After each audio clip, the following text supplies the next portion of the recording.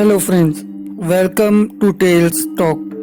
दोस्तों, आज की कहानी मैं आपको दो पार्ट्स में सुनाऊंगा। ये उस कहानी का पहला पार्ट है। तो ये 1998 हैदरी में मौजूद बयानी सेंटर फ्लैट्स का वाकया है, और जिनका ये वाकया है वो बताते हैं कि अम्मी लोग यहाँ शिफ्ट हुए अभी कुछ ही दिन हुए थे कि घर पर अजीब से वाकये होने लगे। कभी सालन जल जाता खुद ही, कभी कभी नल खुल जाते। मेरी नानी भी साथ ही थी। उनको रात में अक्सर दुपट्टा दिखाई देता कि कोई ले रहा है। इस फ्लैट में सिर्फ 2 रूम थे, एक लाउंज और ड्राइंग रूम। भाई की शादी होनी थी, इसलिए हमने ये घर रेंट पर लिया।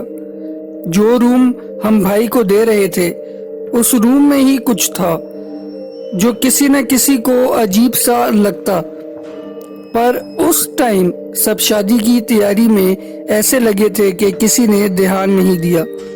मेरी बेटी सिर्फ 1 मंथ की ही थी और मैंने वो घर पहले नहीं देखा था। जब अम्मी सेट हो गई तब मैं गई घर में, मगर मैं जैसे ही घर पे गई मेरी बेटी ने रोना शुरू कर दिया, वो भी बहुत बिलक बिलक कर। मैं अम्मी के घर 1 वीक के लिए आई थी, मगर पहली रात ही मेरी बेटी ने रो रो के सुबह कर दी। मेरा भाई सुबह उसको लेकर टहल रहा था। टहलते टहलते वो उसी रूम में गया जो उसके लिए सेट कर रहे थे। वहां जाते ही मेरी बेटी चुप हो गई और सो गई। फिर तो मैं पूरे हफ्ते उसी रूम में उसको सुला देती और खुद बाहर आ जाती, मगर मेरी बेटी उस 1 हफ्ते में इंतहाई कमजोर हो गई और बिल्कुल पीली पड़ गई। मैं अपने घर आई, यहाँ भी मेरी बेटी बहुत ही बीमार रही। मैं यहाँ डॉक्टर के चक्कर में पड़ी रही। वहाँ अम्मी के और तमाशे हो गए। एक दिन अम्मी खाना बना रही थी तो अम्मी के सामने ही बना हुआ खाना सब जमीन पर गिर गया और एकदम चूल्हा खुद ही ऑन हो गया और आग ऊपर छत पर जा रही थी। अम्मी वहां से निकलकर रूम में आई। घर पर कोई नहीं था। अम्मी बाहर निकल गई। जब भाई आया तो देखा कि सब कुछ सही है, ना खाना गिरा ना आग। अम्मी को ही समझाकर सबने खाना खाया।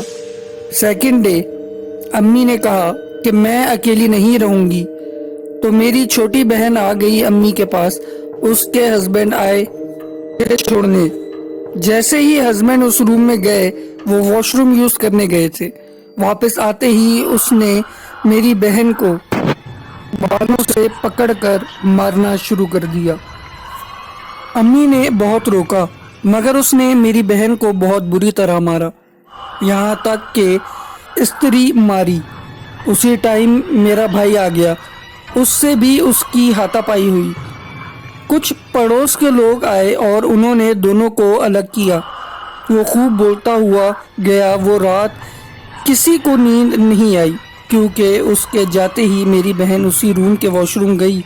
काफ़ी टाइम लगा कर आई तो खूब हंस रही थी। घर पर सभी परेशान के अभी जितनी मार खा के आई है। अब्बू ने उससे पूछा कि तुम दोनों की कोई बात हुई है जो तुम्हें उसने मारा? तो बोलती है, कहाँ मारा, देखो कहाँ मारा। सबने देखा था कि वो कैसे नीलो नील हुई थी, मगर उस टाइम उसके जिस्म पर एक भी निशान नहीं था।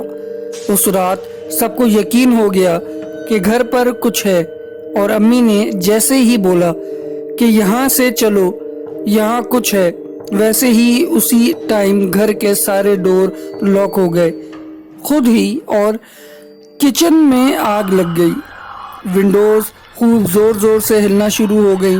इन लोगों ने आयतल कुर्सी पढ़कर सर पर दम करना शुरू किया, मगर बहुत कोशिश के बावजूद कोई दरवाज़ा नहीं खोल रहा था। फिर मेरे भाई ने अजान देना शुरू की। दोनों भाई एक साथ अजान देना शुरू हो गए। अजान के दौरान ही किचन से आग खत्म हो गई और डोर भी खुल गए। یہ لوگ پھر اس رات پڑوس کے گھر ہی سوئے اور انہوں نے وہ گھر 3 دن میں ہی چھوڑ دیا۔ یہاں میری بیٹی پر جو اس کے اثرات ہوئے وہ اس کے ساتھ ہی رہے 5 سال۔ میں نے اپنی بیٹی کو کوئی ایسے ڈاکٹرز نہیں چھوڑے جس کو نہیں دکھایا ہو۔ اپنا ایک ایک زیور بیچ دیا، ہر دعا کروائی، ہر اس جگہ گئی جس نے جہاں سے امید دلائی، یہاں تک کہ ٹھٹا تک گئی، منوڑا بھی گئی، کوئی جگہ نہیں چھوڑی، مگر میری بیٹی چلی گئی۔ ڈاکٹر کے ہر ٹیسٹ کی رپورٹ سب ٹھیک آتی، مگر میری بیٹی ٹھیک نہیں ہوئی۔ وہ کبھی تو بالکل صحیح ہو جاتی، چلتی بھی، اور کبھی بالکل بستر پر پڑ جاتی۔ بس وہ اللہ پاک کے پاس چلی گئی۔ مجھے نہیں پتا کہ میری بیٹی بھی اس گھر کی وجہ سے گئی، اللہ پاک کو یہی منظور تھا، مگر بس کچھ نہیں پتا۔ تو دوستوں، یہ تھی انتہائی افسوسناک ویڈیو۔ اگر آپ لوگوں کو ویڈیو پسند آئی تو ہمارے چینل کو سبسکرائب کریں، ویڈیو کو لائک کریں اور اپنے دوستوں میں لازمی شیئر کریں، کیونکہ نیکسٹ ویڈیو اس کا اگلا پارٹ ہوگا۔